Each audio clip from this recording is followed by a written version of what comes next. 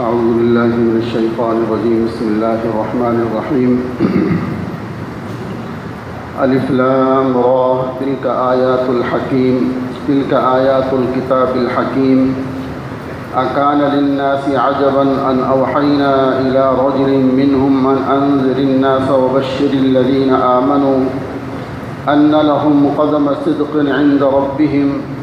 قال الكافرون ان هذا لساحر مبین صدق اللہ العظیم۔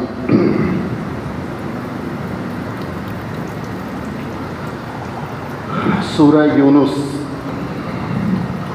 یہ سورت مکہ مکرمہ میں نازل ہوئی ہے۔ البتہ بعض مفسرین کہتے ہیں کہ اس کی 3 آیتیں مدنی ہیں۔ بہرحال اس کا نام یونس اس لیے رکھا کہ اس صورت میں حضرت یونس علیہ السلام کے ایک واقعہ کا مختصر سا ذکر ہے، تو اس لیے اس کا نام سورہ یونس رکھ دیا۔ اور چونکہ یہ مکی صورت ہے، شروع میں ہم نے بیان کیا تھا کہ مکی صورتوں میں بنیادی طور پہ عقائد کو ثابت کیا جاتا ہے، مسائل اتنے نہیں ہیں، ان میں عقائد زیادہ ہیں، یعنی توحید، رسالت، آخرت، اس سے بحث ہوتی ہے۔ اور اسی پر پھر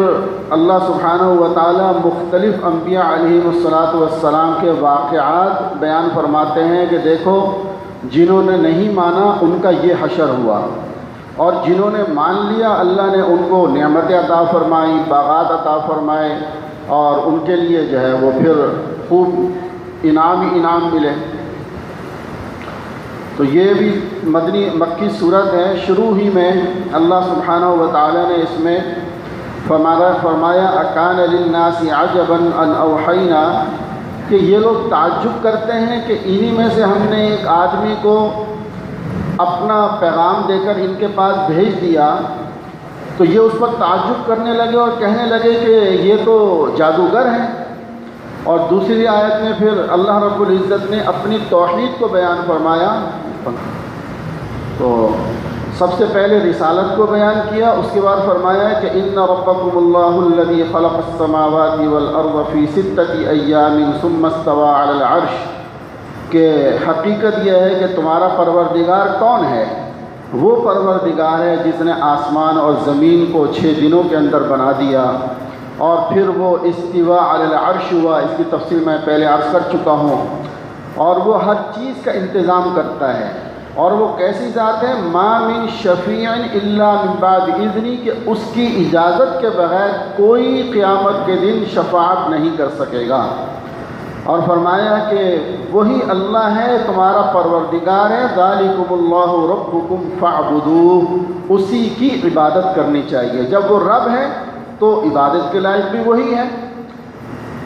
افلا تذکرون، کہ تم ان چیزوں کو نہیں سمجھتے، نہیں دھیان دیتے ان کی طرف۔ بس اسی کو پھر اسی طریقے سے مختلف آیات میں کہیں رسالت کا بیان ہے، کہیں توحید کا بیان ہے۔ اللہ سبحانہ و تعالی نے مختلف انداز میں اپنی توحید کو بیان فرمایا، کہیں کی فرمایا هو الذی جعل الشمس ضیاء والقمر نورا وقدره منازل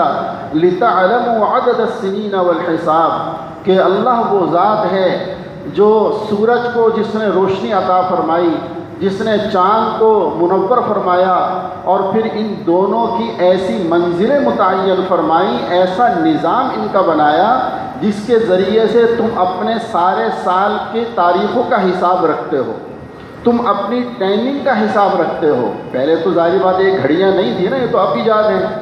تو پہلے سے جو تاریخوں کا اندازہ ہوتا تھا وہ چاند اور سورج کے حساب سے ہوتا تھا۔ تو اللہ رب العزت فرماتے ہم نے اس میں تمہارے لیے یہ کچھ پیدا کیا ہے۔ پھر اس اللہ نے تمہارے لیے جو ہے وہ کہیں فرمایا کہ ہم نے رات کو بنایا، کہیں فرمایا دن کو تمہارے لیے بنایا، کہیں فرماتے ہیں ان فی اختلاف اللیل والنہار وما خلق اللہ فی السماوات والارض لآیات لقوم یتقون، کہ رات دن کے پیچھے آنے میں اور اللہ نے آسمانوں میں اور زمین میں جو کچھ پیدا کیا ہے اس میں لوگوں کے لیے بڑی بڑی نشانیاں ہیں، تم سوچو تو صحیح ذرا اس میں۔ بہرحال یہ اسی طریقے سے آگے تک بیان ہوتا ہے۔ اس میں مجھے 2 باتیں جو پچھلے سبق ہمارا جو خلاصہ گزرا ہے اس میں سورہ انفال، سورہ برات میں دو چیزیں مجھے ذہن میں آیا کہ ان کی وضاحت ضروری ہے۔ پہلی بات تو یہ، وہ جو کل ہم نے عرض کیا تھا کہ اللہ سبحانہ و تعالی نے قیدیوں کے بارے میں ناراضگی کا اظہار فرمایا ہے کہ تم نے ان سے فدیہ کیوں لیا، تو اس سے یہ نہ سمجھا جائے کہ گویا کہ اسلام فدیہ لینے کے مخالف ہے۔ یہ قید صرف غزوہ بدر میں تھی، یہ حکم غزوہ بدر میں تھا، اس کے بعد پھر دوسرے غزوات میں یہ حکم نہیں رہا۔ پھر یہ تھا، بلکہ پھر ترغیب ہے کہ تم قیدیوں کو چھوڑ دو، چاہے فدیہ لے کے چھوڑو، بغیر فدیے کے چھوڑو، کبھی تم ان سے بغیر فدیے کے احساناً ان کو چھوڑ دو۔ یہ صرف قید جو تھی جس پہ ناراضگی کا اظہار ہوا، یہ صرف غزوہ بدر میں تھی، اس کے علاوہ یہ قید نہیں ہے، بلکہ اس کے بعد ترغیب ہے کہ قیدی اگر تمہارے بن جائیں تو پھر ان کے ساتھ احسان والا معاملہ کرو۔ ایک بات تو یہ تھی۔ دوسری بات یہ ہے کہ ان صورتوں کے اندر چونکہ جہاد تو کہیں یہ بات نہ سمجھیں کہ بس اسلام تو لڑنے مرنے ہی کے لیے حکم دیتا ہے، ایسا نہیں ہے۔ ان صورتوں میں بہت سی آیات وہ ہیں، چونکہ یہ تو خلاصہ عرض کیا ہے نا، تو اس میں بہت سی آیات ہیں جن میں فرمایا وَإِن جَنَحُوا لِلسَّلْمِ فَاجْنَحْ لَهَا وَتَوَكَّلْ عَلَى اللَّهِ، کہ اگر صلح کی ضرورت پڑ جائے، اگر تم سے تمہارا دشمن صلح کرنا چاہے اور مسلمانوں کے مفاد میں صلح کرنا ہو تو پھر صلح کر لینی چاہیے۔ یہ مقصد نہیں ہے کہ بس ہر حال میں لڑنا ہے، ایسا کوئی حکم نہیں ہے۔ یہ تو اس صورت میں خاص طور سے کہ جب کفر آپ پر غالب آ رہا ہے اور آپ کو آپ کے دین کو مٹاتا جا رہا ہے، تو اس صورت میں پھر یہ حکم ہے کہ اب برداشت نہیں ہوگا، اب تمہیں پھر تلوار اٹھانی پڑے گی۔ تیسری بات، اگر آپ کے ماتحت مسلمان ملک میں اگر کافر رہتے ہیں جو آپ کے قوانین پر عمل کرتے ہیں، تو وہاں ان کی رعایت رکھنا بھی ضروری ہے۔ یہ بھی اسلام کا حکم ہے کہ جس طرح حکومت پر ایک مسلمان کی جان اور مال کی حفاظت ضروری ہے، ایسے ہی ایک کافر کی جو آپ کے ماتحت رہ رہا ہے، آپ کے قوانین کو جو ہے وہ فالو کر رہا ہے اور ان کے مطابق عمل کر رہا ہے، پھر مسلمان حکومت کی ذمہ داری ہے اس کی جان مال کی حفاظت کرنا۔ یہ پورا ایک نظام ہے۔ بعض مرتبہ ہمارے بعض دوست ناسمجھی کے انداز میں کچھ ایک چیز کو سمجھ کر خود بخود اپنے ذہن سے دوسری چیز کی نفی کرتے ہیں، ایسا نہیں ہے۔ اللہ رب العزت نے، اللہ کے رسول علیہ الصلاۃ والسلام نے ہمیں جو نظام دیا ہے یہ بہت اعتدال والا نظام ہے۔ اور چوتھی بات جو ابھی ذہن میں آ گئی کہ غزوات، غزوہ کس کو کہتے ہیں؟ غزوات، غزوے کا مطلب ہوتا ہے جس میں اللہ کے نبی صلی اللہ علیہ وسلم نے خود شرکت فرمائی ہو، جس میں آپ بنفس نفیس خود موجود ہوں، اس کو غزوہ کہا جاتا ہے۔ یہ باتیں تھیں چند اس سے متعلق جو پیچھے گزر چکا ہے۔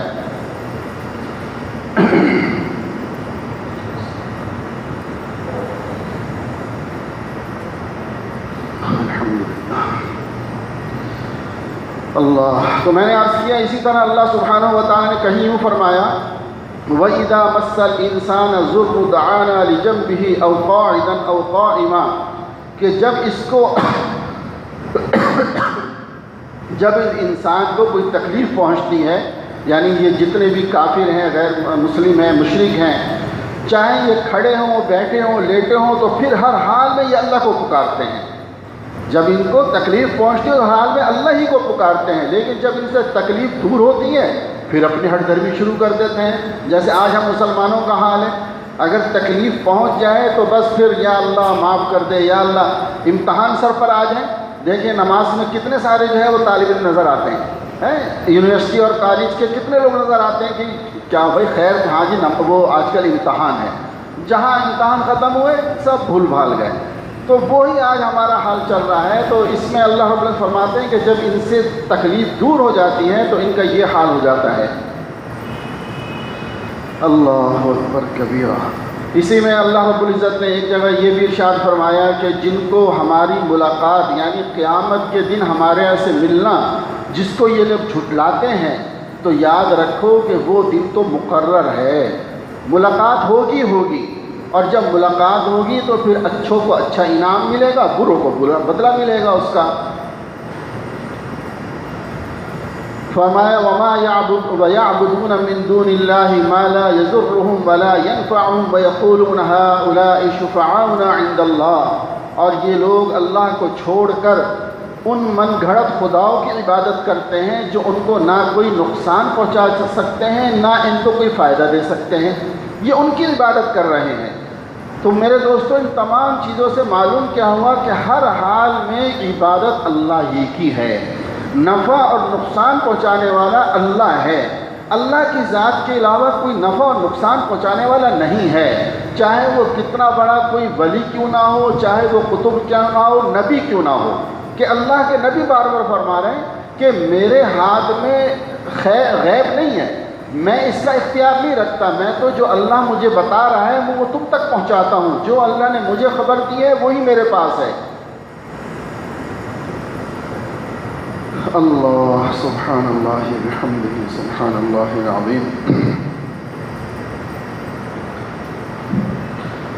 پھر آگے اللہ سبحانہ و تعالیٰ ایک اور انداز میں فرماتے ہیں قُلْ مَن يَرْزُقُكُم مِّنَ السَّمَاءِ وَالْأَرْضِ أَمَّن يَمْلِكُ السَّمْعَ وَالْأَبْصَارَ وَمَن يُخْرِجُ الْحَيَّ مِنَ الْمَيِّتِ وَيُخْرِجُ الْمَيِّتَ مِنَ الْحَيِّ وَمَن يُدَبِّرُ الْأَمْرَ فَسَيَقُولُونَ اللَّهُ، فرمایا کہ آپ ان سے کہو کہ کون ہے جو تمہیں آسمان اور زمین سے رزق پہنچاتا ہے، ذرا ان سے پوچھو کہ کون ہے جو تمہیں رزق پہنچاتا ہے۔ تو امن یملک السمع، اور کون ہے جو جاندار کو بے جان سے اور بے جان کو جاندار سے باہر نکالتا ہے، اور جو ان کو سننے کی اور دیکھنے کی قوتوں کا مالک کون ہے، یعنی تمہیں اللہ نے جو یہ قوتیں دی، اور جو زندہ کو مردے سے مردہ کو زندہ سے نکالتا ہے، آخر وہ کون ذات ہے، ذرا ان سے پوچھو۔ تو فَسَيَقُولُونَ اللَّهُ، تو یہ بھی یہی کہیں گے کہ اللہ ہے، لیکن کیا ہے افلا تتقون، اس کے باوجود یہ سمجھتے نہیں ہیں۔ اصل میں اس پارے میں تقریباً آدھا پارہ جو ہے اللہ رب العزت نے اپنی توحید اور رسالت کو ہی مختلف انداز میں بیان کیا ہے۔ آگے چل کر پھر اس کے اندر جو ہے وہ تقریباً 3 واقعات آتے ہیں، ایک حضرت نوح علیہ السلام کا، ایک حضرت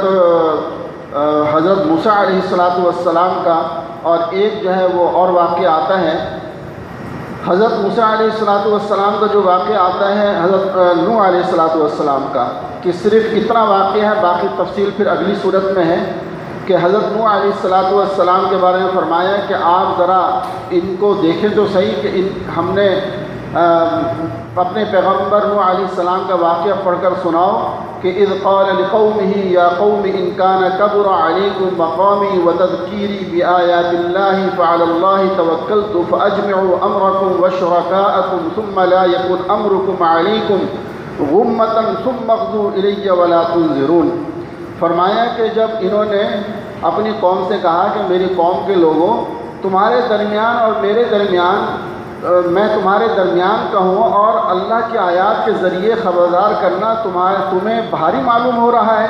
تو میں نے تو اللہ پر ہی بھروسہ رکھا ہے، یعنی میری یہ باتیں تمہیں بہت بھاری معلوم ہو رہی ہیں، جبکہ میں جو کر رہا ہوں وہ اللہ کے حکم سے کر رہا ہوں، اور میرا بھروسہ اللہ پر ہے۔ تم اگر مجھے نقصان پہنچانا چاہتے ہو تو ٹھیک ہے، تم اپنی تدبیریں کر لو جو کچھ تم کرنا چاہتے ہو، تم میرا کچھ نہیں بگاڑ سکتے جب تک میرا رب نہ چاہے۔ اس کے بعد پھر آگے حضرت موسیٰ علیہ السلام کا جو واقعہ ہم نے پہلے بھی کئی مرتبہ پڑھا، اسی کا کچھ حصہ یہاں پر ہے کہ جب حضرت موسیٰ علیہ السلام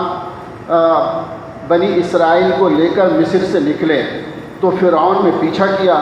جب آپ دریائے نیل کے اندر داخل ہو گئے تو دریائے نیل نے آپ کو جگہ دے دی، راستہ دے دیا، 12 راستے بن گئے، 12 کے 12 قبیلے آپ پہ چل پڑے۔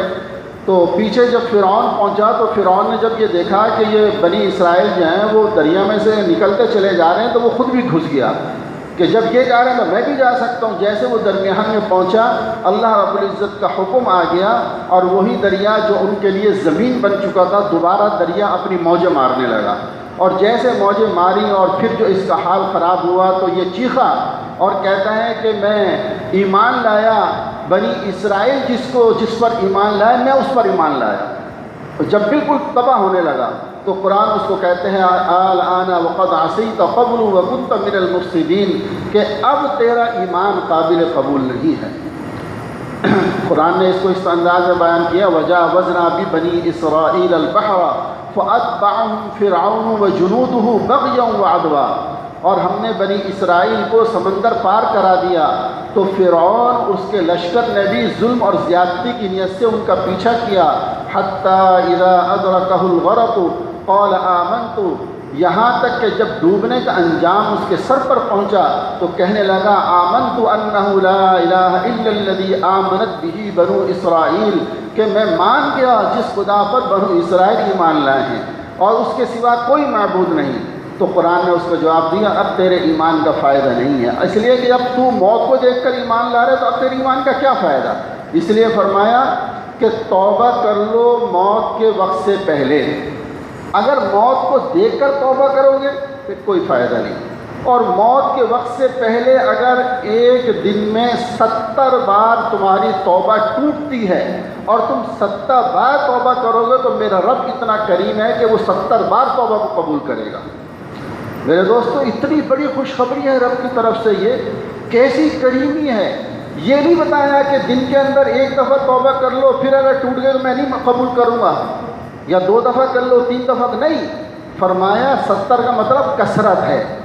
کہ ایک آدمی کثرت سے اگر اس سے گناہ ہوتے ہیں تو اس کا علاج یہ ہے کہ کثرت سے توبہ کرے،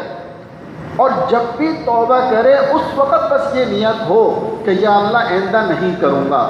چاہے جو آئندہ لمحے پھر توبہ ٹوٹ جائے لیکن اس وقت اگر یہ نیت کرے گا تو فرمایا یہ ان گناہ گاروں میں شامل نہیں ہوگا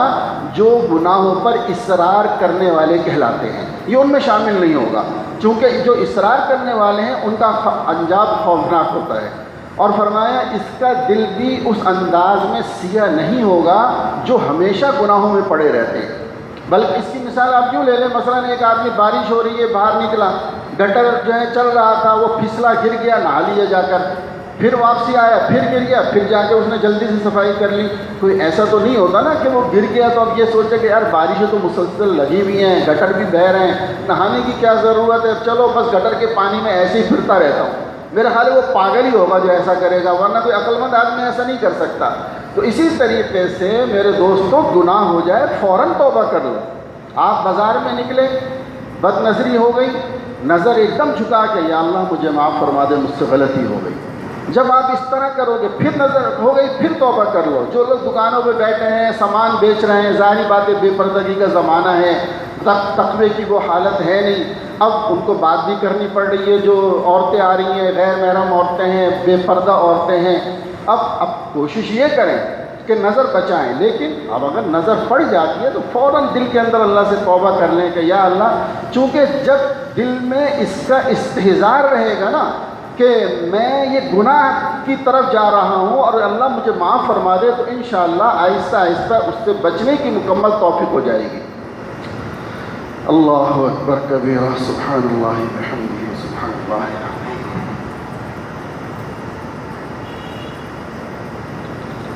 تقریباً یہی چیزیں اس صورت کے اندر تھیں جو میں نے عرض کی، باقی پھر چونکہ ان کی تفصیلات ہیں اور ہم خلاصے کی طرف جاتے ہیں، تفصیلات زیادہ ہم بیان نہیں کر سکتے۔ دوسری صورت جو اس کے بعد ہے وہ سورہ ہود ہے۔ سورہ ہود جو ہے یہ بھی مکی ہے، اس کے اندر بھی جو ہے وہ یہی تقریباً ملتے جلتے مضامین ہیں سورہ یونس اور سورہ ہود کے۔ اس صورت میں اللہ سبحانہ و تعالی نے وہی زیادہ عقائد کو بیان کیا، اور پھر خاص طور سے اس میں حضرت نوح، حضرت ہود،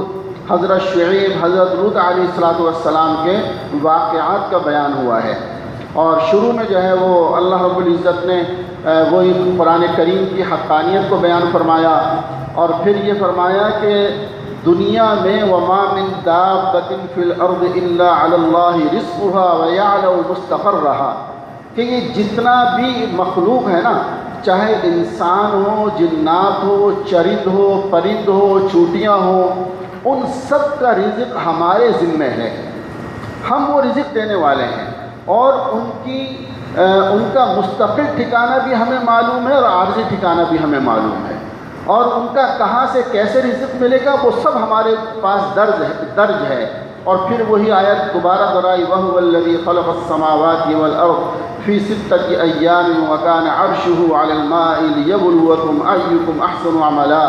کہ وہی اللہ ہے جس نے تمام آسمان اور زمین کو 6 دن میں پیدا کیا جبکہ اس کا عرش پانی پر تھا، تاکہ تمہیں آزمائے کہ عمل کے اعتبار سے تم میں کون زیادہ اچھا ہے۔ روایات میں آتے ہیں کہ اللہ سبحانہ و تعالیٰ کا عرش پانی پر تھا جب اللہ نے یہ ارادہ فرمایا تو زمین کو پھیلایا۔ انشاءاللہ کسی اور جگہ اس آیت کی مزید تفصیل سے اس کو عرض کروں گا۔ اور فرمایا یہ سب کچھ ہم نے بنایا تاکہ تمہارا امتحان ہو سکے، تمہیں ہم آزما سکیں، تمہاری آزمائش ہو کہ کون ان چیزوں کو مانتے ہیں اور ان چیزوں کو نہیں مانتا۔ اگلی آیت میں پھر فرمایا کہ ام یقولون افترا قل فأتوا بعشر سور مثلہ۔ قرآن کریم میں جو کفار کو چیلنج کیا گیا، سب سے پہلا چیلنج یہ ہے کہ پورا قرآن اس جیسا لے آؤ۔ تم جو یہ کہتے ہو کہ یہ اللہ کی کتاب نہیں، نعوذ باللہ یہ کوئی جادوگر کیا اس کی ہے، تو پھر ایسا کرو پورا قرآن لے کر آؤ۔ جب وہ اس سے عاجز آ گیا تو پھر فرمایا کہ چلو 10 صورتیں لے آؤ، اس کا تذکرہ یہاں ہے۔ اور پہلے پارے میں جو فرمایا کہ ایک صورت ایک آیت ہی لے کر آ جاؤ۔ بھئی زیادہ اگر تم نہیں لاتے تو چلو ایک آیت تو لے کر آ جاؤ، ایک صورت تو لے کر آ جاؤ، ہمیں پتہ چلے کہ تمہارے اندر کچھ ہے۔ فرمایا تم کسی حال میں نہیں لا سکتے، اس لیے کہ یہ رب کا کلام ہے اور رب کے کلام کا مقابلہ کوئی کر نہیں سکتا۔ حضرت طفیل بن عمر الدوسی رضی اللہ تعالیٰ عنہ کے بارے میں آتا ہے کہ جب یہ مکہ مکرمہ تشریف لائے، اپنے کسی کام سے اسلام نہیں لائے تھے، ان دنوں رسول اللہ صلی اللہ علیہ وسلم کے حکم سے سورہ کوثر، انا اعطیناک الکوثر، اس کو لکھ کر بیت اللہ پر لٹکایا ہوا تھا۔ جب انہوں نے یہ سورت پڑھی تو فرمایا کہ یہ کلام کسی انسان کا ہو ہی نہیں سکتا، یہ کلام تو اس ذات کا ہے جو سب کے خالق و مالک ہے، صرف اس سورت کو دیکھ کر وہ اسلام لے آئے تھے۔ فرمایا جھالا بہت بڑے شاعر تھے، یہ عرب کے بڑے شاعروں میں ان کا شمار ہوتا ہے۔ بہرحال میرے دوستو، اس میں پھر حضرت نوح علیہ السلام کا قصہ جو ہے وہ تفصیل کے ساتھ عرض ہے، جس کا خلاصہ یہ ہے کہ حضرت نوح علیہ السلام ان کو تقریباً 1000 سال کی عمر ملی، 950 سے 1000 سال کی عمر آپ کو ملی، اور اب بڑی محنت کرتے رہے اپنی قوم کے اندر، لیکن وہی سابقہ مطابق قوم ان کو جھٹلاتی رہی، مختلف باتیں کرتی رہی۔ کبھی کہتی کہ تم ہی ملے ہو اللہ کو، تم جیسا کوئی اور نہیں تھا، تم تو ہمارے قوم کے سب سے زیادہ مقصد نیچلے طبقے کے ہو، نہ تم مالدار ہو، پھر تمہیں پیغام دے کر کیوں بھیجا ہے، اس طرح کی باتیں کرتے تھے۔ جب بہت وقت گزر گیا تو اللہ سبحانہ و تعالیٰ نے اپنے نبی کو فرمایا کہ بس اب بہت ہو گئی ہے اور میرا حکم ان کے اوپر آنے والا ہے، لہٰذا آپ ایک کشتی بنائیں۔ قرآن کریم نے اس کو ذکر کیا ہے، فرمایا کہ آپ جو ہے وہ ایک کشتی بنائیں، اور جس کی گویا کہ اللہ سبحانہ و تعالیٰ نے خود نگرانی فرمائی۔ فرمایا کہ وَاصْنَعِ الْفُلْكَ بِأَعْيُنِنَا وَوَحْيِنَا، کہ آپ کشتی بنائیں ہماری نگرانی میں اور ہماری وحی کی مدد سے۔ گویا کشتی کی جو صنعت ہے یہ حضرت نوح علیہ السلام سے شروع ہوئی، اور جس کے بارے میں اللہ رب العزت نے ہدایات دی۔ آپ نے کشتی بنانی شروع کی تو قوم نے اور مذاق اڑانا شروع کر دیا، کہتے ہیں دیکھو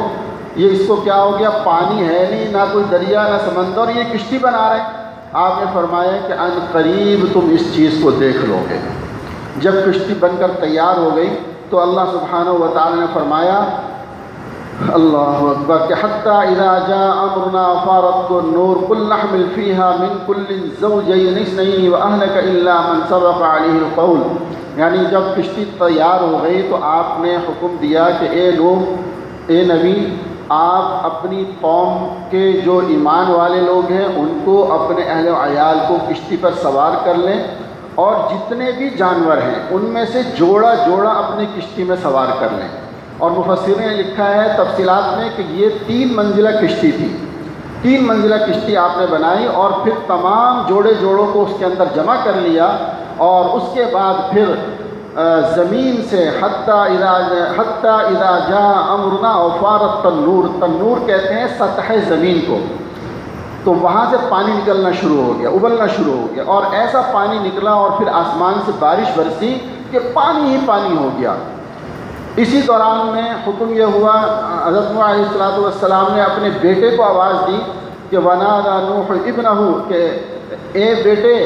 آپ جو ہے وہ ہمارے ساتھ سوار ہو جائیں. ان کا ایک بیٹا جو ہے وہ کافر تھا، مسلمان وہ نہیں ہوا تھا، ایمان والا نہیں تھا. تو اس نے کہا کہ نہیں میں آپ کے ساتھ نہیں آتا، اور میں قال سآوی الی جبل یعصمنی من الماء کہ میں پہاڑ کے اوپر چڑھ جاؤں گا اور پانی سے بچ جاؤں گا.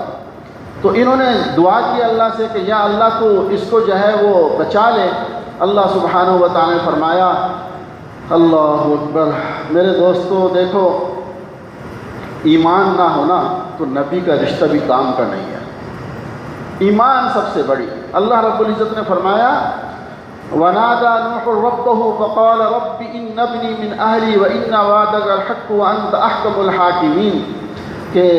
اے میرے رب آپ کا وعدہ تھا کہ میری اہل کو جو ہے وہ نجات عطا فرمانے کا، آپ میرے بیٹے کو بچا لیں. آپ نے فرمایا قَالَ يَا نُوحُ إِنَّهُ لَيْسَ مِنْ أَهْلِكَ کہ وہ تیرے اہل میں سے نہیں ہے.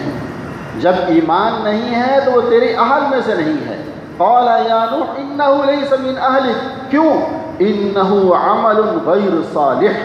کہ وہ تو گندگیوں کا ڈھیر ہے، اس کے پاس عمل صالح ہے ہی نہیں، اس کے پاس ایمان ہے ہی نہیں، لہٰذا وہ تمہارا نہیں ہے. فلا تسألنی ما لیس لک بھی علم لہٰذا آپ ایسی چیز کا مجھ سے سوال نہ کریں جس کو آپ نہیں جانتے. آپ نے فوراً اللہ کے نبی نے فرمایا انی اعیذک ان تکون من الجاہلین کہ اے اللہ میں اس بات سے پناہ مانگتا ہوں، میں اس سے توبہ کرتا ہوں کہ میں ظالموں میں سے اور ناواقف لوگوں میں سے ہو جاؤں. میں اس سے جو ہے وہ،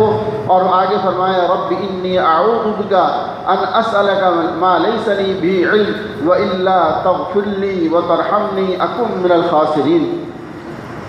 اللہ اکبر. فرمایا اللہ رب العزت فرمائے کہ فلا تسألنی ما لیس لک بھی علم انی اعیذک ان تکون من الجاہلین کہ تم ایسا سوال نہ کرو کہ پھر تم نادانوں میں ہو جاؤ. تو آپ نے فوراً فرمایا انی رب انی اعوذ بک اے اللہ میں اس سے توبہ کرتا ہوں کہ میں ایسی چیز کا تجھ سے سوال کروں. اور فرمایا وَإِلَّا تَغْفِرْ لِي اللہ مجھے معاف فرما دے، مجھ پر رحم فرما کہ میں خاسرین میں سے نہ ہو جاؤں. آپ دیکھیں وہاں حضرت آدم علیہ السلام کی جو دعا تھی ربنا ظلمنا انفسنا وَإِن لَّمْ تَغْفِرْ لَنَا وَتَرْحَمْنَا، وہاں فرمایا اے اللہ مجھ پہ رحم فرما اور وَتَرْحَمْنَا لَنَكُونَنَّ مِنَ الْخَاسِرِينَ مجھے معاف فرما، مجھ پر رحم فرما کہ کہیں میں خاسرین میں سے نہ ہو جاؤں. اسی دعا کا گویا مضمون ہے وَإِلَّا تَغْفِرْ لِي وَتَرْحَمْنِي أَكُن مِّنَ الْخَاسِرِينَ. تینوں چیزیں ہیں کہ اللہ مجھے معاف بھی فرما دے، رحم بھی فرما اور میں خاسرین میں سے نہ ہو جاؤں. تو اس طریقے سے آپ نے فرمایا. بہرحال اس طرح اللہ رب العزت فرماتے ہیں کہ ہم نے ان کو نجات عطا فرمائی. وحال بینہم الموج فکان من المغرقین یعنی ان لوگوں کے درمیان اور جتنے مشرکین تھے، کافر تھے اور گناہ گار تھے، وہ سب کے درمیان اللہ نے پردہ حائل فرما دیا اور یہ کشتی ان کو لے کر نکلی. پھر اس کے بعد ایک جودی پہاڑ، قرآن کریم کہتا ہے قیل یا ارض ابلعی ماءکی ویا سماء اقلعی وغیض الماء وقضی الامر. اصل میں مجبور ہو جاتا ہوں، بات تو خلاصے کی کرنی ہے، لیکن جب قرآن کریم جو آدمی کھول کر بیٹھتا ہے نا بیان کرنے، اب ایک ایک بات اللہ کی جو ہے نا وہ دل چاہتا ہے یہ بھی بتا دوں یہی بتا دوں، اس وجہ سے وقت تھوڑا سا زیادہ ہو جاتا ہے. ورنہ اور کوئی بات نہیں، میں اگر چاہوں تو 10 سے 15 منٹ میں بھی انشاءاللہ خلاصہ بیان کر کے اٹھ جاؤں. لیکن بات یہ ہے کہ وہ نہ آپ کو پوری طرح سمجھ آئے گا نہ مجھے اطمینان ہوگا. تو میں چاہتا ہوں کہ جو کچھ ہم کریں چاہے وہ تھوڑا ہو لیکن کچھ سمجھ میں تو آئے نا، کہ آپ کے بھی کچھ سمجھ میں آئے. جب یہ آیات میں پڑھتا ہوں تو کہیں جب آپ یہ آیت سنیں گے تو آپ کے ذہن میں فوراً آئے گا کہ ہاں اس آیت کا یہ مطلب ہے، یہاں پر یہ چیز بیان ہو رہی ہے. بس اس لالچ کے اندر تھوڑا سا وقت زیادہ ہو جاتا ہے. کیا خیال ہے آپ لوگوں کا، برداشت ہے یا نہیں ہے بھائی؟ چونکہ مجھے یہ ہوتا ہے کہ یار کہیں ایسا نہ ہو کہ میں زیادتی کر رہا ہوں، آپ حضرات تھکے ہوئے ہوتے ہیں، حالانکہ تھکوا میں آپ سے زیادہ ہوتا ہوں، یقین بتاؤں آپ کو. یہ محض اس رب کا فضل ہے الحمدللہ کہ یوں سمجھ لو کہ میں گر رہا ہوں اور اٹھ رہا ہوں، کہ طبیعت ایسی میری ہوتی ہے، کبھی بالکل حالت ایسی ہوتی ہے کہ شاید میں اب آگے درس نہ دے سکوں، پھر اللہ سے دعا کرتا ہوں، اللہ پاک پھر کھڑا کر دیتے ہیں. آپ حضرات کی دعائیں کام آتی ہیں الحمدللہ. تو بہرحال میرے دوستو اس وجہ سے اب یہاں پر اتنے مزیدار بات ہے نا، رب کہہ رہے ہیں کہ اس کشتی کو فرماتے ہیں کہ رک جا، اور ایک سمندر، ایک دریا تو اپنا پانی اپنے اندر لے لے، آسمان اپنا پانی اپنے اندر روک دے۔ اور فرمایا وَاسْتَوَتْ عَلَى الْجُودِيِّ، اور وہ جودی پہاڑ کے اوپر آ کر وہ کشتی رک گئی۔ جودی پہاڑ جو ہے یہ لکھا ہے مفسرین نے کہ یہ اس میں شمالی عراق کے اندر یہ پہاڑ ہے، اور یہ ایک پہاڑی سلسلہ ہے جو کردستان سے آرمینیا تک چلتا ہے۔ اسی دوران کے درمیان میں یہ جودی پہاڑ بھی ہے جہاں وہ کشتی جا کر رکی تھی۔ تو بہرحال یہ کشتی وہاں رکی، پھر یہ لوگ وہاں اتر گئے، اور پھر اللہ نے دوبارہ ایک نسل کو وہاں سے نکالا، اس میں پھر کئی قومیں بنی، پھر ایمان والے بنے، پھر یہ گویا کہ انسان کی دوبارہ نشو و نما جو ہے وہ حضرت نوح علیہ السلام کے بعد دوبارہ ہوئی ہے۔ پہلی حضرت آدم علیہ السلام سے ہوئی، دوسری حضرت نوح علیہ السلام سے، کہ اس سے پہلے پھر جتنے لوگ تھے یعنی کشتی میں جو سوار ہوئے وہی محفوظ رہے، زندہ رہے، اور جتنے دنیا میں مخلوق تھی جو اس وقت وہ سب کے سب وہاں پر ختم کر دیے گئے۔ اللہ اکبر۔ اس کے بعد پھر حضرت ہود علیہ السلام کا جو ہے وہ ذکر ہے کہ حضرت ہود کو ہم نے جو ہے وہ قوم عاد کی طرف بھیجا۔ اس کا بھی یہی خلاصہ، اسی طرح انہوں نے دعوت دی اور انہوں نے ان کو جھٹلایا، آخر پھر ان کے اوپر ایک سخت عذاب آیا، اور اللہ رب العزت نے ان کو جو ہے وہ اس عذاب کی وجہ سے وہ اپنے گھروں میں ایسے پڑے ہوئے تھے جیسے وہاں تھے ہی نہیں، یعنی ایک سخت قسم کی چیخ تھی، اس چیخ کی وجہ سے ان کے کلیجے پھٹ گئے اور یہ سب ختم ہو گئے۔ اللہ اکبر۔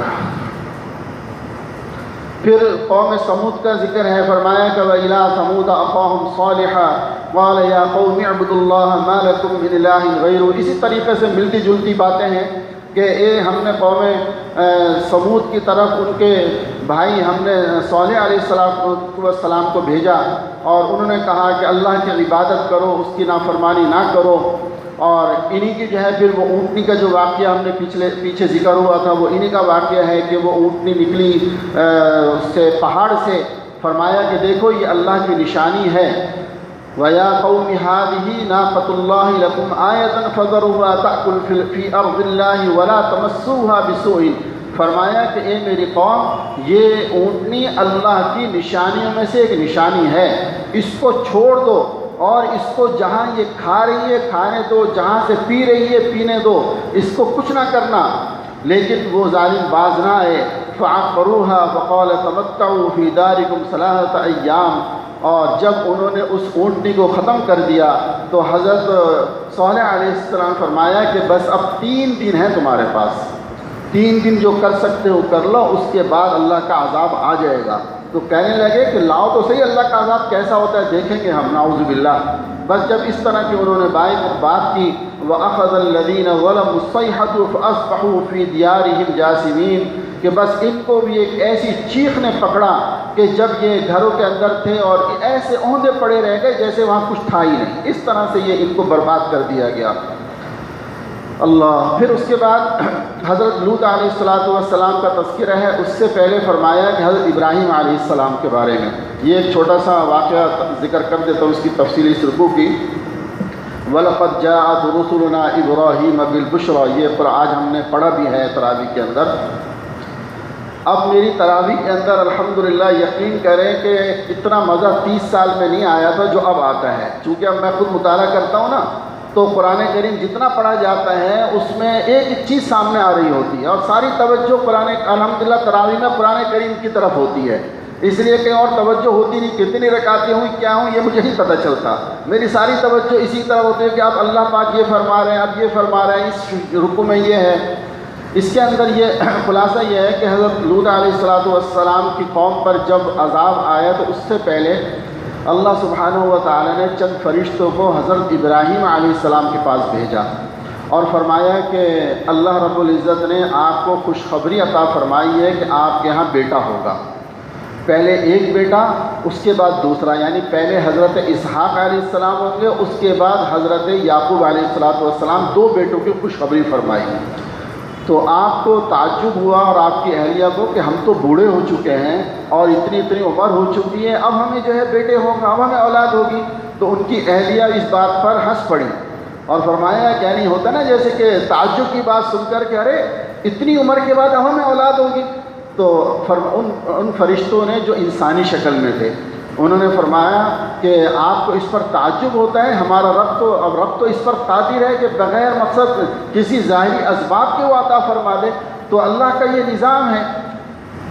یہ گفتگو ہوئی، اور اسی دوران یہ ہوا کہ حضرت موسیٰ علیہ السلام، حضرت ابراہیم علیہ السلام نے مہمانوں کی میزبانی کے لیے ایک بچھڑا جو ہے وہ تیار کر کے ان کے سامنے لا کے رکھا، تو انہوں نے ہاتھ نہیں بڑھایا کھانے کے لیے، چونکہ یہ تو فرشتے تھے انسانی شکل میں۔ حضرت ابراہیم علیہ السلام نے ابتداءً ان کو نہیں پہچانا کہ یہ فرشتے ہیں۔ اچھا، جب انہوں نے ہاتھ نہیں بڑھایا تو یہ عربوں کے یہاں آج بھی یہ دستور ہے کہ اگر مہمان کھانے کی طرف ہاتھ نہ بڑھائے تو یہ سمجھ لیتے ہیں کہ کوئی دشمن ہے، کہ یہ مہمان نہیں، کوئی دشمن آیا ہے مہمان کے روم میں، یہ کوئی نقصان پہنچانا چاہتا ہے، یہ ایک علامت ہے۔ تو جب آپ اس سے ایک دم جب آپ نے دیکھا کہ مہمان کھانے کی طرف ہاتھ نہیں بڑھا رہے تو آپ پریشان ہوئے۔ آپ نے فرمایا، ان فرشتوں نے فرمایا کہ اے اللہ کے رسول آپ پریشان نہ ہوں، ہم فرشتے ہیں جو انسانی شکل میں آئے ہیں آپ کو خوشخبری دینے، اور دوسری بات یہ ہے کہ ہم جا رہے ہیں قوم لوط پر ان کو سزا دینے کے لیے۔ اور اس کے بعد آپ نے حضرت ابراہیم علیہ السلام نے تھوڑی سی ان سے اس انداز میں فرمایا کہ ان کو مہلت دی جائے، ان کے اوپر ابھی عذاب مسلط نہ کیا جائے۔ فرشتوں نے کہا ہمارے رب کا حکم یہ ہے کہ اب ان کا وقت آ چکا ہے۔ پھر یہ لوگ یہاں سے نکلے، آپ قوم حضرت لوط علیہ السلام کے پاس پہنچے، وہاں یہ واقعہ ہوا۔ یہ چونکہ خوبصورت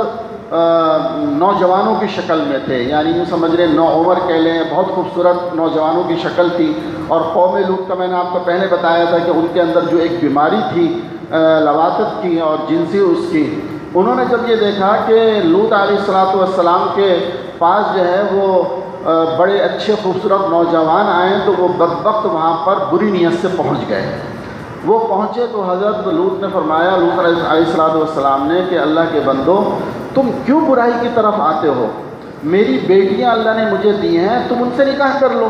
یعنی میں تمہیں اپنی بیٹیوں کا نکاح دیتا ہوں لیکن میرے مہمانوں کو چھوڑ دو، یہ اللہ کے یہ مہمان ہیں اور ان کے ساتھ زیادتی نہ کرو۔ ان کو یہ پتہ نہیں تھا کہ یہ فرشتے ہیں، آپ نے کہا یہ میرے مہمان ہیں۔ تو فرشتوں نے پھر فرمایا کہ اے اللہ کے نبی، اللہ نے ان کے لیے فیصلہ فرما دیا ہے اور آپ راتوں رات اپنے اہل و عیال کو لے کر یہاں سے نکل جائیں اور ہم ان کو سزا دینے والے ہیں، اور آپ کی اہل و عیال جائیں گے لیکن آپ کی بیوی نہیں جائے گی، اس لیے کہ ان کی بیوی بھی وہ کافرہ تھی، نافرمان تھی، جو ان لوگوں کا ساتھ دیتی تھی۔ تو فرمایا وہ نہیں جائے گی اور آپ لوگ چلے جائیں۔ تو اللہ کے رسول جو ہیں وہ راتوں رات اپنے جو ایمان والے تھے ان کو لے کر نکلے۔ اس کے بعد دوسرے دن فرشتوں نے اس پوری بستی کو، کہتے ہیں ایسے آسمان کے اوپر پوری بستی، یہ تقریباً 4 بستیوں کے بارے میں لکھا ہے کہ یہاں 4 بستیاں تھیں قوم لوط کی، ان چاروں بستیوں کو آسمان پر لے گئے اور وہاں سے ان بستیوں کو پھینک کر مارا نیچے، یعنی ایسا نیچے مارا کہ وہ بالکل تباہ و برباد ہو گئے اور ان کا نام و نشان مٹ گیا۔ بعض لوگوں کا کہنا یہ ہے کہ یہ جو بحر مردار ایک ہے نا، بحر میت جس کو کہا جاتا ہے، بحر مردار، اس کا تعلق کسی بڑے سمندر سے نہیں ہے، کہتے ہیں کہ یہ بحر مردار کے ارد گرد ہی یہ بستیاں تھیں جو قوم لوط کی تھی۔ یہی وجہ ہے کہ آج اس سمندر کے اندر، بحر مردار کے اندر کوئی چیز زندہ رہ ہی نہیں سکتی ہے، اور کہتے ہیں کہ اس طرف کا جو حصہ ہے زمین کا وہ پورے کرۂ ارض پر سب سے نچلا حصہ ہے، یعنی باقی جو دنیا ہے وہ سمندر سے اس کا فاصلہ زیادہ نہیں ہے اونچائی میں یا بلندی کے اعتبار سے، لیکن بحر مردار کے قریب جو زمین ہے وہ سب سے نیچی ہے۔ تو فرماتے ہیں بعض علماء کہ ممکن ہے اللہ کی طرف سے جو ان کو سزا دی گئی اور جو اوپر سے الٹ کر ان کو مارا گیا تو وہ زمین بھی نیچے دھس گئی، اس طریقے سے ان کا وہاں نام و نشان تک وہاں سے مٹ گیا۔ بہرحال اس طرح قوم لوط کو ختم کیا۔ آگے پھر حضرت شعیب علیہ السلام کو مدین کی طرف بھیجا، اللہ اکبر، اور مدین والے جو ہے وہ ناپ تول میں کمی کرتے تھے۔ آپ نے بہت سمجھانے کی کوشش کی کہ ناپ تول میں کمی نہ کرو، لیکن وہ باز نہیں آئے، تو اسی طرح ان کے اوپر مختلف عذاب آئے۔ اور اس طریقے سے قوم یہ جو سورہ ہود ہے وہ اختتام پذیر ہوتی ہے کہ ان کے مختلف انداز میں ان کو بیان کیا گیا ہے کہ انہوں نے یہ کیا اور آخر میں فرمایا اللہ رب العزت نے اپنے نبی کو کہ فاستقم کما امرت ومن تاب معك ولا تطغوا انه بما تعملون بصیر، کہ اے پیغمبر جس طرح تمہیں حکم دیا گیا ہے اس کے مطابق تم بھی سیدھے راستے پر ثابت قدم رہو، اور وہ لوگ بھی جو توبہ کر کے تمہارے ساتھ ہیں اور حد سے نہ نکلو۔ وَلَا تَرْكَنُوا إِلَى الَّذِينَ ظَلَمُوا فَتَمَسَّكُمُ النَّارُ، یقین رکھو کہ جو عمل تم کرتے ہو وہ اسے پوری طرح دیکھتا ہے، یعنی جو کر رہے ہو نا وہ اللہ دیکھ رہا ہے، اور مسلمانوں ان ظالم لوگوں کی طرح ذرا بھی نہ جھکنا ان کی طرف، کبھی دوزخ کی آگ تمہیں بھی نہ پکڑے اور تم اللہ کو چھوڑ کر کسی قسم کے دوست نہ بنانا۔ یعنی دیکھو اگر تم ان ظالم لوگوں کی طرف جھکاؤ رکھو گے تو پھر اللہ پاک تمہیں بھی ان میں سے فرما دیں گے، اس لیے اس کا خیال رکھنا کہ غیر مسلموں سے دل کی دوستی نہیں ہونی چاہیے۔ پچھلے ہم نے پڑھا یا ایھا الذین آمنوا لا تتخذوا اليہود والنصارى، مطلب یہ ہے کہ دلی تعلق نہ ہو، باقی معاشرتی جو تعلق ہوتا ہے، لین دین کا تعلق ہے، کاروبار کا، تجارت کا، محلے پڑوس میں ہے تو اس کی خبر گیری کرنے کا، یہ اپنی جگہ ہے، لیکن دل کے ساتھ جو ایک مسلمان کا مسلمان سے تعلق ہوتا ہے وہ تعلق غیر مسلموں سے نہیں ہونا چاہیے۔ وَأَقِمِ الصَّلَاةَ طَرَفَيِ النَّهَارِ وَزُلَفًا مِنَ اللَّيْلِ، اور فرمایا کہ اے نبی نمازوں کا اہتمام کرو دن کے دونوں اطراف کے اندر۔ کسی نے اس کو فجر اور عصر مغرب کہا، کسی نے فرمایا کہ مغرب عشاء اور فجر اور تہجد، اس کی طرف خاص طور سے تاکید ہے ان الحسنات یذہبن السیئات، اور فرمایا کہ یقیناً نیکیاں برائیوں کو مٹا دیتی ہیں، یعنی جو گناہ صغیرہ ہوتے ہیں تو ہم جو بھی نیکیاں انسان کرتے ہیں اللہ سبحانہ و تعالیٰ اس کی وجہ سے اس کے وہ گناہوں کو مٹا دیتے ہیں۔ اور آخر میں فرمایا فاصبر فإن اللہ لا یضیع اجر المحسنین، کہ دیکھو یہ اللہ کی طرف سے جتنی بھی نشانیاں ہیں، جتنی نصیحتیں ہیں، دین پر عمل، یہ آسان کام نہیں ہے، اس میں تمہیں مشکل پیش آئے گی، لیکن اس مشکل کا علاج کیا ہے؟ وَاصْبِرْ، صبر اختیار کرو۔ فإن اللہ لا یضیع اجر المحسنین، اللہ سبحانہ و تعالیٰ کسی کا اجر ضائع نہیں فرماتے۔ اللہ رب العزت، میں سمجھتا ہوں آپ حضرات جتنی دیر دے رہے ہیں، بیٹھ رہے ہیں، یہ بھی اللہ اجر ضائع نہیں فرمائیں گے انشاءاللہ۔ اللہ کے ہاں یہ ایک ایک منٹ لکھا جا رہا ہے میرے دوستو، اور علم حاصل کرنے والوں کی جو فضیلتیں قرآن و حدیث میں آتی ہیں کہ ان لوگوں کے پیروں کے نیچے فرشتے اپنے پر بچھاتے ہیں، ان کے لیے دریا کی مچھلیاں تک دعائے مغفرت کرتی ہیں،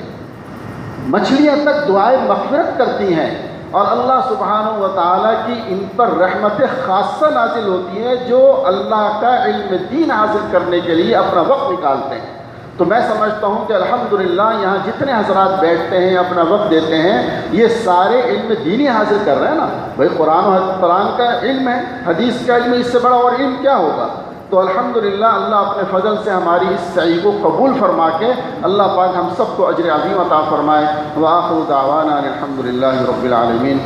سبحان اللہ والحمدللہ ولا الہ الا اللہ۔